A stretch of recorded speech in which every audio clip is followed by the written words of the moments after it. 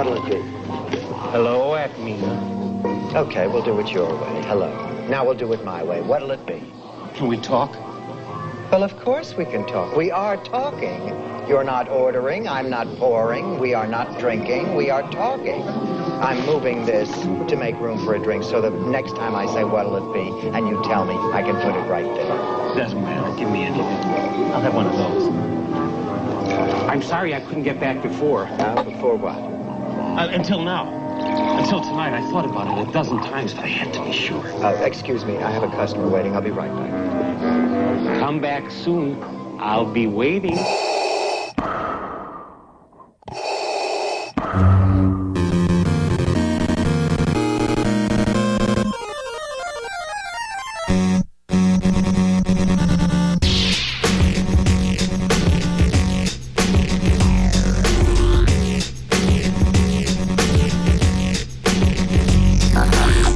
Masters and Padawans to episode 582, full of Sith. It's me, Bryan Young. As ever, we have another recording from Indiana Comic-Con for you.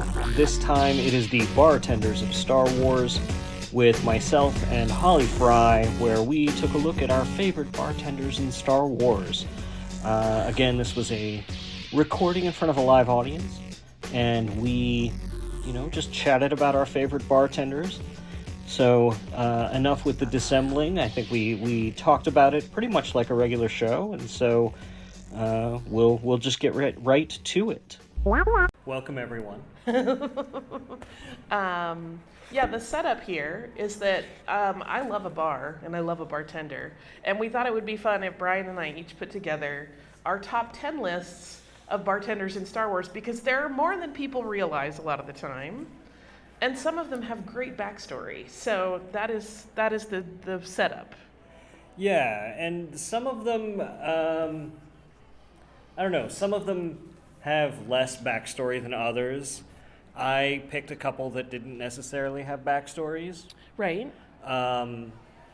Because I thought they were interesting anyway, and that I want more of their backstory. Yeah. There's definitely some interesting stuff there. What is it that makes you so interested in bartenders? I'm asking, fully knowing the answer. Because I love cocktails. I wrote a cocktail book, which is not Star Wars themed. It's called Killer Cocktails. It's about historical true crime and cocktails. But I, went to bartending school. I am a lifelong drinker. I know that sounds weird. But I just love, I'm a barfly in my soul. I love hanging out in bars. I love the work that bartenders do. I think there's an art to a lot of it. But there's also something very special and unique about bar spaces. The cantina made a huge impression on me as a little kid, because I am old enough that Star Wars didn't exist before I was 6. So that was the scene that really imprinted on me, and I guess probably made me want to be a barfly. But yeah, I have always thought that the cantina scenes and the bar scenes in Star Wars are the most interesting, because they're always a really rich tapestry of characters. They're always really beautifully laid out, almost like a Dutch Golden Age painting. And there are also some really interesting story things that happen there. Yeah, and the characters aren't always the most upfront. Sometimes they can be. Sometimes they fade into the background. Mm-hmm. But they're always interesting. And so, I don't know, let's get into it. Let's start talking about them. Do you want to start your list, or do you want me to start? I feel like I should ask you a question up front. Okay. Because I said this to one of our friends earlier, and they were like, for real? Wooer is not going to make an appearance on my list. Just be ready. He's not on my list either, actually. We can, at the end, discuss why not, maybe. There's more interesting bartenders. There are. That's the question you wanted to ask me? Yeah, that was it. I just wanted to set up expectations management. So the first one that goes on my list at number 10 is Ciderin Scaleback, otherwise known as Cid, from The Bad Batch, in her little place, Cid's Parlor on Ord Mantell. And the reason that I love her is because she offers this really unique type of character that we haven't seen a lot of in Star Wars, right? She is kind of an older woman character, but she if you just looked at her, she looks like the an alien version of someone's nana. But in fact, she is diabolical in her own way, and she is a very big part of the criminal underworld. Like, I just think that's an interesting juxtaposition of visual and behavior. And also, like, her bar looks like a fun place to hang out. You can play games there. Sid comes in on my list. My list, I didn't realize we were necessarily ranking them, and mine was We don't have to be. No particular order, but Sid's definitely on my list. Part of it is I really like the Cheers reference. Yeah. Right? Where they put Rhea Perlman, who was Carla on Cheers for so many years, working in a bar, in her own bar in Star Wars. One thing I really liked about Bad Batch is they got really unexpected actors to come in to Star Wars, right? Yeah. Like, Rhea Perlman and Wanda Sykes are not two actors that I would have been like, oh, wow. That's a natural fit for Star Wars. Yeah, but they're great. They're both two of my favorite characters on Bad Batch. Yeah. So Sid definitely makes the list. And it's also one of the things that I love so much about Sid is that they've really tried in the new canon to diversify what we see different species doing. If you remember in the old legends, it was like, oh, there's a Trandoshan. They're all hunters of Wookiees, every single one of them. Yeah. They all hate Wookiees. They're all going to hunt Wookiees, and that is what they do.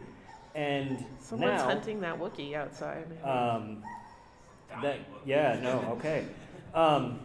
But now we have Sid, like you said, this venerable older woman running a bar and is kind of sleazy and in the underworld, and that's not. But wears pearls. Yeah, which is another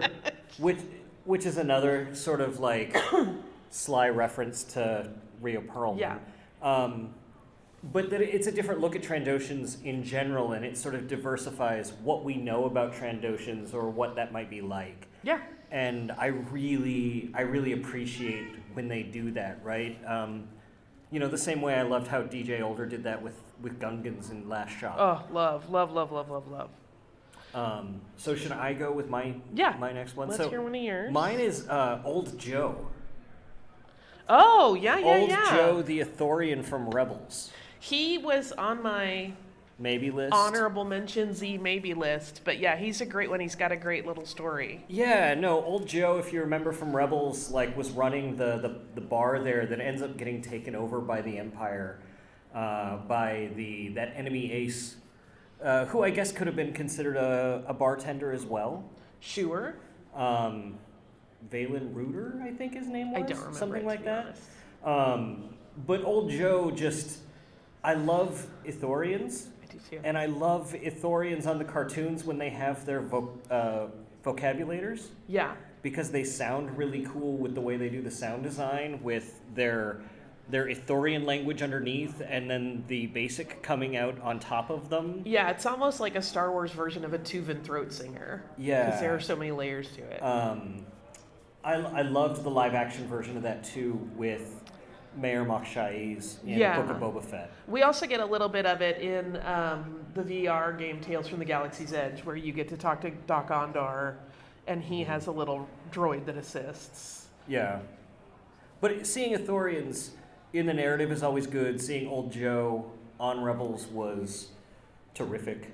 I really just appreciated him and his place in the story, and it made Lothal feel very lived in and filled out.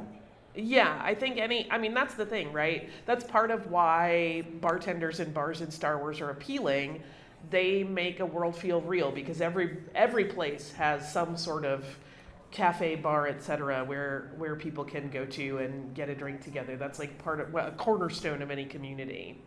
My next pick is kind of a weird cornerstone of a community. Okay. It's the bartender droid at the Resistor on Plaisir 15.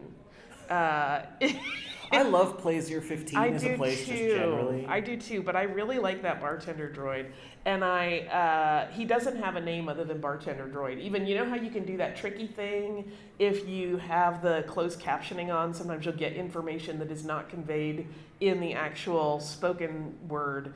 But I was hoping, I turned it on recently when I was prepping this list to look at it, and it just says bartender droid. He doesn't have a designator. Right? It is like the original toy line. If Dave Filoni and Jon Favreau are very, very, very reluctant to name things, which is why we still have Frog Lady. Yeah. So that bartender droid is great, and I love how much of a noir that episode can be, but how it's this Alice in Wonderland allegory, but like the noir aspects where the bartender kind of has this. He almost feels like the bartender at the Overlook in The Shining. A little. Yeah. I see that. I really love him and that scene for very sentimental reasons. There's a really, I love droids. Like, droids are kind of my thing in Star Wars, or one of my things in Star Wars. But it is honestly so oddly moving to me for any of you who either don't remember or maybe haven't seen it. There's, something going on and droids are malfunctioning in ways that are causing fatalities and really bad problems, and Bo-Katan and the Mandalorian go, Din Djarin go to this bar to see if they know what's going on. It's a droids only bar, which just as a concept is a dream. And they kind of are expecting to get resistance, and in fact the bartender is like, no, we want to know the answer to this too, because we actually appreciate humans. We live so much longer than them, and they ask so little of us in return that to us it's important to solve this problem.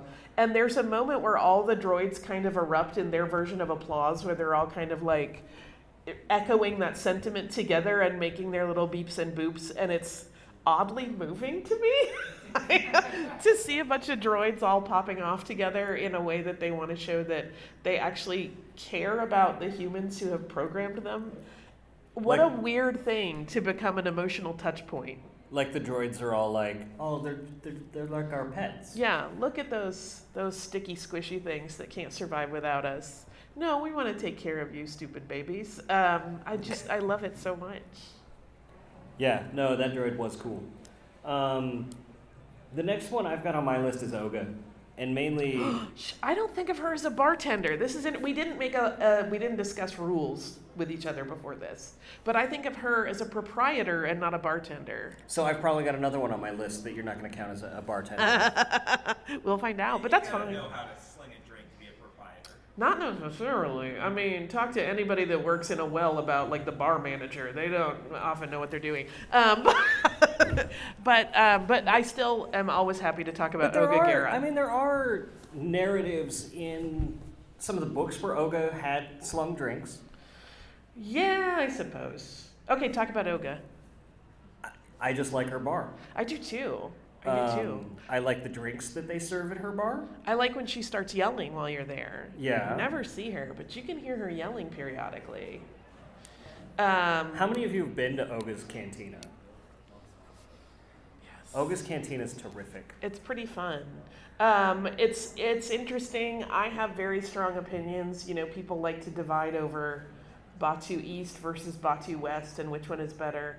They're both great. I like Batu East because two reasons, both related to cocktails. Batu East, Galaxy's Edge is in an alcohol park, so you can walk around with a drink. So I call it Space New Orleans. It's amazing. And now they have just started to, whereas in Batu West, if you're in Anaheim, Disneyland is not an alcohol park. You can drink in the cantina, but nowhere else. And so you can't take a roadie with you when you're done drinking and they boot you out, but you can in Galaxy's Edge East.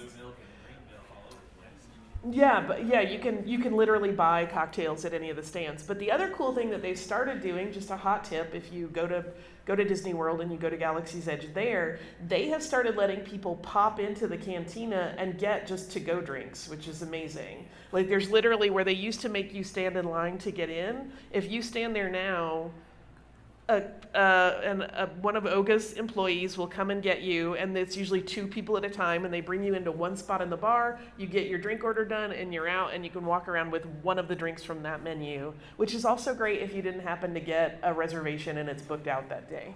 I think one of the reasons I like Oga is that I like her taste in DJs. Well, yeah. DJ Rex is terrific. The reasons I love Oga's is the sense of history the place has. Absolutely. Right? If you've read Black Spire, there's some history there. If you've read Thrawn Alliances, there's a lot of history there where Thrawn and Anakin Skywalker and Darth Vader have all had run-ins there, and Padme's had run-ins there, and I like the sense of history that place has, and that Oga has maintained that continuity of the place, and even just in little ways in our world outside of Star Wars, right? Like Tim Zahn wrote Thrawn Alliances and wrote a fight in there and had, Anakin deflect a blaster bolt. And, Tim went in there and took a picture of one of the blaster bolts on the wall. It's like, this is the blaster bolt that Anakin deflected in the book. And it's like, oh, that's really cool. But, I mean, that also has its downsides, too, because you can walk around the fountain and you're like, oh, this is where they displayed the handmaiden's body. Yeah. Mine is always like, hey, that's where Oga shot her Wookiee boyfriend. Because there's another place where in the Black Spire book, she has a boyfriend who's a Wookiee, and he has a little dalliance with one of her Rhodian waitresses, and she shoots him dead. He falls from a balcony, and then she shoots his dead body some more. Don't mess with Oga Gera is the lesson. Yeah. So Oga made my list. See, I will transition because Oga did not make my list, but all the bartenders at Oga's made my list as one group because I love them all. If you ever get the good fortune to go visit Oga's, the bartenders are some of the most fun people you will ever talk to. They all love their jobs. There's a thing that used to happen in Oga's that doesn't anymore, which is the Gungan drinking song. Do you guys know this? There's a song that plays and you can sing and yell along with it. And the bartenders used to do it. They do not do it anymore, and I have heard mixed versions of why not. One is that somebody said they stopped doing it once they reopened after the COVID lockdown because there was concern about, spitting.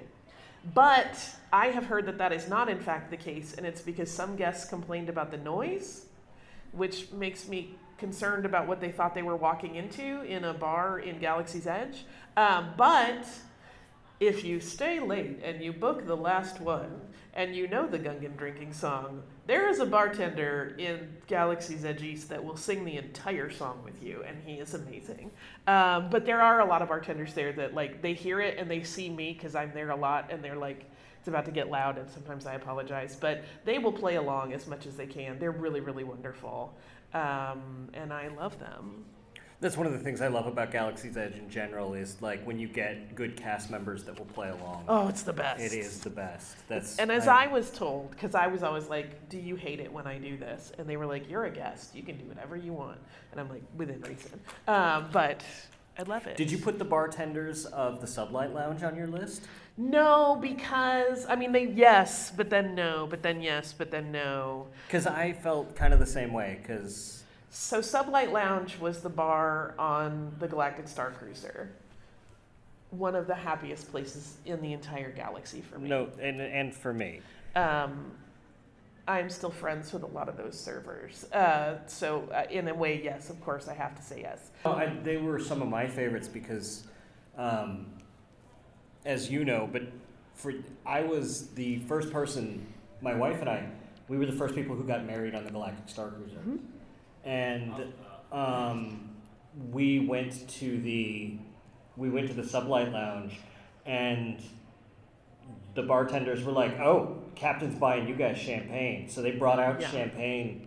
Well, not champagne. They called it something else, because they don't have champagne in Star Wars. Yeah, they have bubbles. Yeah, and they brought out glasses for us, and they paid. They played a song that they only played there for special celebrations, and they had a toast to us, and it was just the most amazing thing. And they were just terrific. Like, everybody on the Star Cruiser was amazing. Yeah, that was, I feel bad waxing rhapsodic about it because it's a thing, like, we could talk about how great it was and other people can't have that same experience. But I had such extraordinarily lovely relationships with some of those people, and, like, they would, if you weren't that into anything on the menu, they would be like, what do you like? And they would custom craft you drinks. Like, Oga's is wonderful, but those drinks are pre-batched. You're getting what's on the menu, and that's that. You can't, like, go in and say, I want a scotch and soda, or I want a vodka Collins. It's like, here's what we got. But on the Sublight Lounge, you could get any drink you wanted, ostensibly. And a lot of those bartenders had come from many of the most well-known and busiest bars throughout Disney World. Like, they came from Trader Sam's, and they came from the high-end restaurants, and they were all really extraordinary bartenders and could replicate drinks from almost anywhere on property if you wanted one, even if they didn't have the exact ingredients. And it was just, it was like going to a place where every single person who touches a bottle or a glass is like at the top of their game. So it was next level. Who's next on your list? Well, I just added in the bartenders from there, so it goes back to you. Okay. The next person I have on my list is Cecil Slack. He is number 2 on my list because I love him. And like I said, mine's in no particular order, but Cecil Slack was the bartender on Batuu, so we're kind of keeping it with that, but he's above the docking bay, and he's from Tales of... Tales from the Galaxy's Edge. Tales from the Galaxy's Edge, the Yeah. VR game, voiced by Bobby Moynihan. Yeah, he's in Ozumel, so he has like the 3 eyes on either side of his head, right? Yes. It's 3 and 3. Yeah. He has great tattoos. He's a great bartender. And he tells great stories. Tells great stories, has been through it, got captured, got reprogrammed to support the First Order, but it didn't take, he said, because he's not smart enough, but really he's the most charming creature there maybe ever was. I have such deep love for Cecil Slack, it's not even funny, because he's the best. And I love how much Star Wars Bobby Moynihan has been able to be in. Yeah. He's just the biggest Star Wars nerd. That is true. Yeah, no, talking to him, it's like, there's nothing disingenuous about how much that guy loves Star Wars. And not just like, you know, you watch him on Saturday Night Live and you're like, somebody there's clearly a Star Wars nerd, and you can't necessarily tell if it's like Moynihan or somebody else, but like, you talk to Moynihan for about 40 seconds and you're the nerd. He is the real deal. He knows his stuff. I have been lucky enough I hosted a press event with him when ILM Immersive, then XLab, was launching Tales from the Galaxy's Edge. And he was so excited to talk to like a journalist moderator that knew about Star Wars that like it was over, and he was like, stay on. Like, it was during the pandemic, so we were all on Zoom, and he's like, stay on. And he wanted to talk about R5D4. Like, he wanted to literally show me toys in his collection. He's the sweetest, most lovely human, and he gives that character so much spirit and heart that I yearn to actually see that character transition into a live-action movie at some point. Yeah, I want to see him in the parks. My dream, it will never happen, so this is my pie-in-the-sky dream. I would love, do you all know what Club 33 is? It's like a secret drinking club in Disney, of which I am not a member. It is a very hefty buy-in. There are, in Disneyland, the main one is there near, kind of in between Pirates of the Caribbean and Haunted Mansion. And in Disney World, there's one in each park, kind of tucked away in different places. But my dream is that Disney will do a Star Wars version of it, where you get like a back room at Oga's. They actually build out Cecil Slacks over the Falcon, because the view from Cecil Slacks is phenomenal. And then they also somehow make it that you can go back into the Sublight Lounge. That's all I dream of. I would sell a leg to be able to do that. I know. I think it would be amazing. Who's next on your list? I'm not actually sure of his pronunciation, if it's Kabuk or Kabuk. But he is the bartender at the Noodle Bar at the beginning of The Acolyte. Oh, okay. With his wonderful bearded magic and his little kid that he brings to work with him. And I just love him because of the design, and his behavior is very, very funny to me. I wanted to hate him initially because he wrongly IDs May.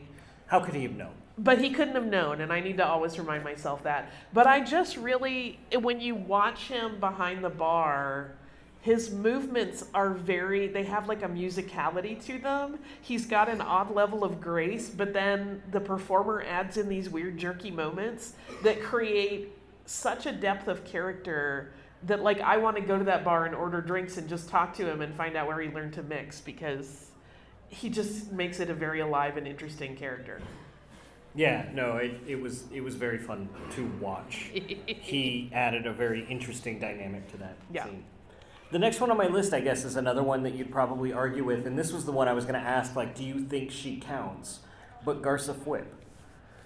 I had her, listen, I'm going to loosen up on my thing, because I have one that is a little dicey in that regard. But I think she does count, because I guarantee you she knows how to mix a drink. Yeah, no, she does. She absolutely does. Garza Fwip obviously ran Garza Fwip's Sanctuary in Mos Espa. Yeah. Played by Jessica Biel. No. Jennifer Biel. Thank you. I'm like, can I prompt you into it? Yeah. In Book of Boba Fett. Yeah. And she was a Twi'lek. And spectacularly beautiful. Yes, absolutely. Yeah. And she ran a very, very tight ship with that sanctuary, and I can't imagine. Like, I would like to drink there. I would too. Here is what I know in my soul about Garza Fwip. This is my own personal headcanon. Garza Fwip is so knowledgeable and experienced in the hospitality industry that she knows to never use the word mixologist. Because that's kind of a douchey term, right? Like, most bartenders are like, just call me a bartender. And I know that she knows this. And I also just love that, like, she manages that place even in the tightest corners with such extraordinary grace. Like, the way we watched her shut down incident after incident that could have exploded and become completely catastrophic. Like, she talked down Black Chrysanthemum. I mean, spectacular. The fact that she had the chutzpah to go up and try to talk down Black Chrysanthemum, drunk as he was. She knows she can do it. Yeah. The next pick on my list is Aunt Z. Aunt Z's terrific. Yeah. She has a tattoo of a space waffle on her arm. I mean, if that doesn't tell you she's a woman you want to hang out with. There's also an interesting thing about her, right? She is not a Crowloot. She's a Gilliand. Right? There's a whole story in Landry Walker's book. What is the title of that book? Is it just Star Wars Aliens? Yeah, I think so. Where it's he did a series of short stories about aliens from that started. I think it was intended to be a multi-volume thing. It started with The Force Awakens, but Unkar Plutt, of course, is a Crowloot, and there's a whole story in that book that's really, really fun, and I highly recommend it, about people trying to catfish him by claiming they're a female Crowloot to get various things out of him, not knowing the whole time that there's no such thing as a female Crowloot. So then when Resistance came out and people saw Aunt Z, they were like, there is too, look, she's a female. And they were like, no, it's a Gilliand. Yeah. She's different, which I just love all of that. And I love that she too, that is the kind of bartender that when you walk in, she's either going to make the best drinks you've ever had or the worst drinks, but with such a heavy pour that you don't care anymore. That's how Aunt Z operates, in my opinion. Right? The thing I love about Aunt Z is that I think of all the bartenders on the lists, she might be the sharpest with the wittiest tongue. Oh, yeah. She is so quick on her wit, and she is so willing to, like, run Kaz Ziono, like, right into the ground as the butt of her jokes. Yeah. Like, every time. Yeah. She's great. I'm in the middle of a Resistance rewatch now, and I'm like, I forgot how much I love her. Yeah, she's really fun. And again, she's a space waffle tattoo. Yeah. I love her. Everybody needs a space waffle tattoo. Ooh. Maybe. You just gave me such an idea. Okay. What's next on your list? Creighton Minst. Do you remember Creighton? He was in the Battle of Jeddah audio drama. He is the don't bartender from Enlightenment on Jeddah. Oh. The real, like, spidery sounding guy. Yeah. I had quite forgotten about him. He's the, like, information broker also on the planet.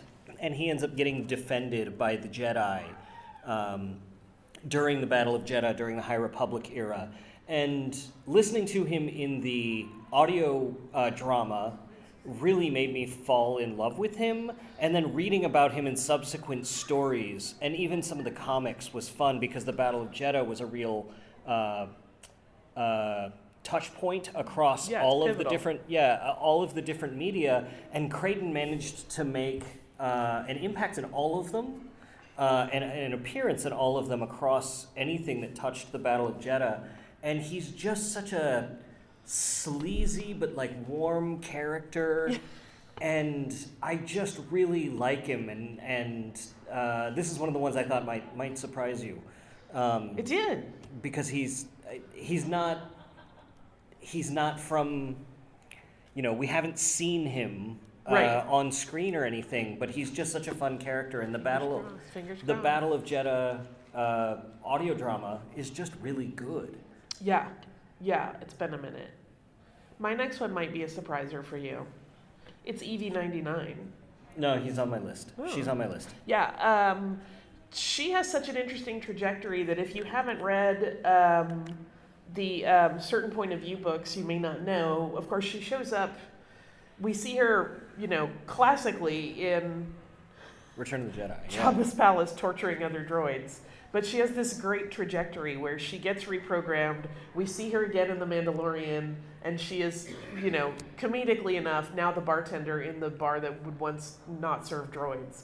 But she has been reprogrammed, and she cannot do hurtful things anymore, which is kind of lovely. But she finds this one moment, and to me this is such a great denouement for this character, because she does manage to do one thing that is sort of cruel, which is that there's a Trandoshan that mistreats R5, who she feels bad for because R5 has been scrambled so many times that it's a little dodgy. And she poisons his drink. Not enough to kill him, just enough to make him feel bad. And I'm like, this is a really lovely way for her story to play out. She now is non-violent, and the one time she musters violence, she's like, oh, no, not permanent damage, but you will feel miserable for a while. Yeah, no, EV-99 was on my list. And part of that was I was always so in love and fascinated with that character in Return of the Jedi. Yeah. And seeing her pop up in The Mandalorian was a shock. Not just because Whirr was like, no droids, we've got to get him out of here. And to see The Mandalorian walk up to Chalmun's Cantina for the first time and know his prejudice against droids and go like, okay, this is going to work out, and have him walk into this place where we know they don't allow droids, and then EV-99, this notorious torturer of droids, is standing behind the bar, is just such a great bit of comedy. Mm-hmm. I just really liked that moment so much. So yeah, that one wasn't a surprise. That was on my list as well, because that was a great moment of bartending. She's on both of our lists. Yeah. Who's next on your list? Tonti from Freetown. Yeah, no, that was great stuff. Did anybody here watch Deadwood? One of the best shows of all time. So there's a great joke in the episodes where Mando goes to Freetown and helps them with their problem. Because, of course, we have, why am I blanking out on his name? Timothy Olyphant there. Cobb Vanth. As Cobb Vanth. And in Deadwood, the bartender in the Gem Saloon where his character would often go was played by the same actor who played Tonti. So to hear the two of them bantering back and forth again, for anybody that watched Deadwood, was like the dopamine hit you never knew you wanted. Because I'm like, it's Johnny, Bryan, it's Johnny. I loved it so much. And I also just really enjoyed that story arc and seeing him get to once again, wield a shotgun. Delightful. Yeah, no, he was a really fun character to see, especially in all of that makeup and like Weequay bartenders, again, part of that diversification. Yeah. Which actually kind of helps tell a story on Tatooine, where Weequays, when we see them on Tatooine, have always sort of, prior to this in the narrative, had always been sort of Jabba's slaves. Yeah, right? They're his minions with not much going on. And to see one tending bar in his own bar at a place they've renamed Freetown, Yeah, it's amazing. tells a really interesting story just in the names of the place and the design of the creatures that they chose. Like it's intentional storytelling between the lines. I really enjoy with him. Agreed. Yeah. Who's next on your list? It's one I want to know more about. It's the Snivian bartender at a Delphi base. Oh, yeah. Because she looks dressed and even has a wig that looks exactly like Pelimato. But she's just a Snivian. Yeah. And she's just there, like, slinging drinks to the the Rangers there at a Delphi base. And I want to know more. I want to know more about the... for those who don't, like a Snivian, if you can't place it immediately, it's Snaggletooth, Yeah. right? So imagine Snaggletooth with a curly wig like Pelimato, dressed like Pelimato, but short, tending bar at the New Republic base on Adelphi to Carson Teva. Yeah. Doesn't have any lines, doesn't have a name, don't know anything about her, but I want to know more because that's just hilarious. It really looks like they plucked Snaggletooth from the cantina, put Pelimato's wig on him, and then that's the bartender there, and I just want more. That also speaks to something that is sort of like what builds the magic of Star Wars, right? That one good character design can suck you in and make you be like, I want to know everything about this character. Right? Yeah, like, put a wig on a Snivian and I'm in. Same. My next pick does not wear a wig, to the best of our knowledge, and is the one that is the most wiggly in my rule about they have to be a bartender, and it's Dexter Jettster. Yeah, no, he definitely, his establishment served Jawa juice. Yeah, so he's in the mix, and who doesn't love Dex? Dex is one of those characters that, to me, I love the statement that it makes, that here is this guy who is based, to some degree on Mel from Mel's Diner, the 70s and 80s show. Greasy, gross tank top, but is intellectually so knowledgeable. He is so experienced. He can connect information in ways that a lot of people cannot. Like, it's just one of those good reminders that, like, people are not always what they look like. They may not always be what they seem. It speaks volumes that when everything's going down, that's the person Obi-Wan goes to for help. And I just love the message of that. I think Dex is one of those characters that has such a great design. He has such a great voice. Yeah. He has just such a great magnetism to him that, again, it's one of those things that I just love watching him on screen. He just puts a smile on my face. Yeah. And it was good to see them diversify basilisks with Pong Krell, much as I hate that guy.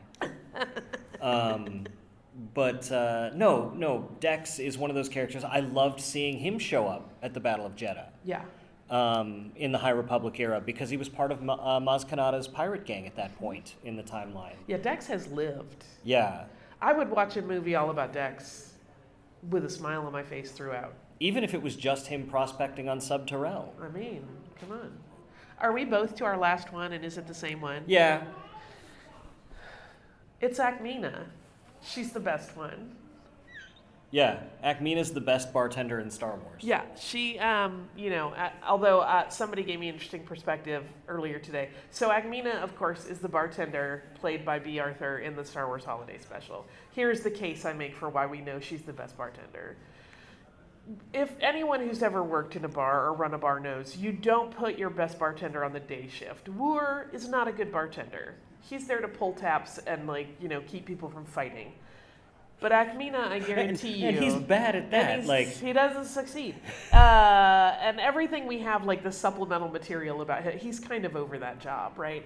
But Ackmena, I think, really puts care into her drinks. She clearly cares about her clientele. She's very smart and savvy about what they all want, what they might need. And she sings. She's the best one. She'll sing them right out of closing time. From last call to closing time, she'll sing them right out of the bar. I love her so much. Now, I will say this. I was talking to our friends Tom and Pablo earlier, and they were like, yeah, but like, time doesn't have the same meaning when you're at a spaceport, so maybe Wur is the best bartender. And I hadn't thought of that, I'll confess. But also, I'm still going with Ackmena.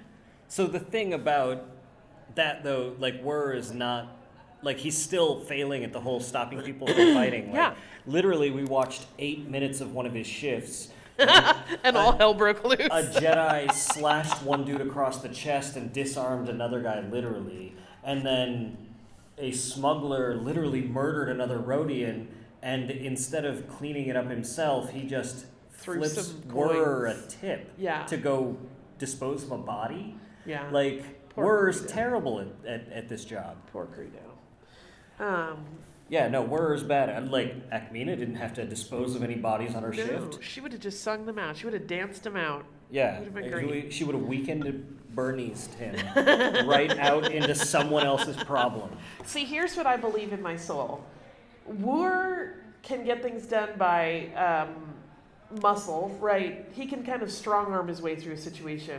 But Ackmena has people that want to do her favors, so any problem that comes up, she will get it solved in a cleaner, quieter way. Yeah. Ackmena, I don't know, there's just something... The holiday special is bizarre. It's so near and dear to my heart. I know it is. It is to mine, too, in many ways. And Ackmena is one of the most endearing parts of the holiday special. Yes. And as bartenders in Star Wars go, you know, if we were going to do bartenders if we were to do chefs in Star Wars, right, we'd probably include, you know, Harvey Korman in there as well. Well, do you mean Gourmanda? Yes. I mean, put some respect on her name.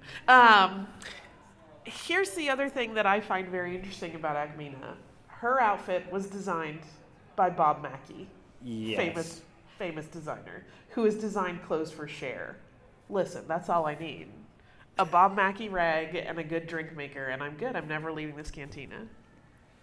Is she why you're obsessed with Chalmers? She's part of it.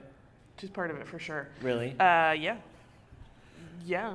There's a promotional shot from the holiday special. And I would have been 7 when the holiday special came out. And it's a shot of her, and you know how there were many Greedo characters in Chalmers that were not Greedo? It's a shot of her and one of those Greedos. We'll just call Greedo for the sake of it. And my husband saw it, you know, some years later, and he just looked at it and went, was this the formative moment of your childhood? Because I love Greedo and I love B. Arthur everything. And I was like, I think it might be. So, yeah. Star Wars Bartenders forever. If we missed any that you guys think we should have considered. We've got a couple minutes left. Is there a bartender that is a favorite of all of yours that we missed? Monk from Island Saloon. Which one? Monk, Jedi Survivor. Oh, yeah. That's a good one. That's a good one. I love that game so much, and Grease's Saloon is so good. Yeah, that's a good one. Good call. Yeah. That game is so... Have you finished through the second one yet? No, I haven't finished anything. I'm in such a state of half-assery with my video games. I have like 3 all going, and they're all kind of in sputtery status. So you haven't... I mean, I guess that would... Like the bartender in Outlaws, too, the one who's like... who fosters Cave S as well would probably earn a spot on the list near too. Yeah. We just missed all the video games. We did. God damn it. I'm a very bad person. We both are. I'm a very bad Star Wars. Yeah. But anyway, unless you have additional bartenders you'd like to talk about, I think we can say thank you for joining us. Yeah, no, thanks. I didn't know if anybody was actually going to come to a Bartenders of Star Wars panel, and I didn't know that we'd be able to fill 50 minutes of talking about Bartenders of Star Wars. I find that funny, because you and I would talk about this at dinner, and it would fill 50 minutes. Yeah, no, that's true, and everybody would be like, ooh, hanging on our every word. Oh, of course. Of course, of course. Yes. The Bartenders, the unsung heroes of the Star Wars universe. Where can people find you, Holly? I am on Instagram as SurlyGirly5, and I am on Blue Sky as Holly Frey, Frey. My history podcasts, Stuff You Missed in History Class, is at Missed in History, and Criminalia is #Criminalia. How about you, sir? You can find me across social media and at Swankmatron or at swankmatron.com. And you can find both of us at the Full of Sith podcast at fullofsith.com. Et voila. So, cheers. Thank you, everybody. Yeah, it was a real fun one, and always excited to talk to folks too about their opinions. And I can't even believe we forgot all of the folks from like some of the video games. There's so many bartenders in Star Wars. It's amazing how common that occupation is in a galaxy far, far away. So. Soon we'll be reporting in about Andor and Star Wars Celebration, so brace for that in our next episodes. Be excited for that for sure. Until then, you can find me at Swankmatron across social media, mostly Blue Sky these days, or you can find me at swankmatron.com. As far as Full of Sith goes, you can find us at fullofsith.com, where you can listen to the entire back catalog of episodes. You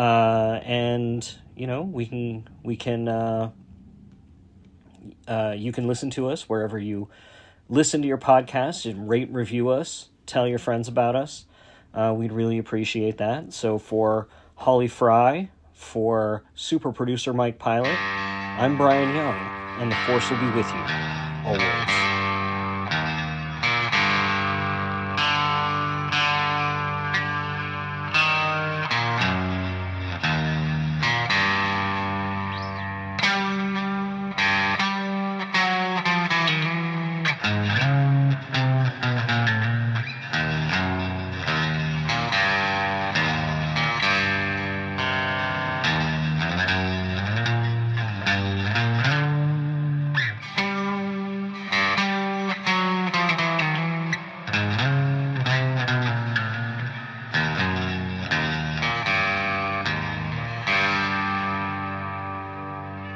Sir, if you'll not be meeting me, I'll close down for a while.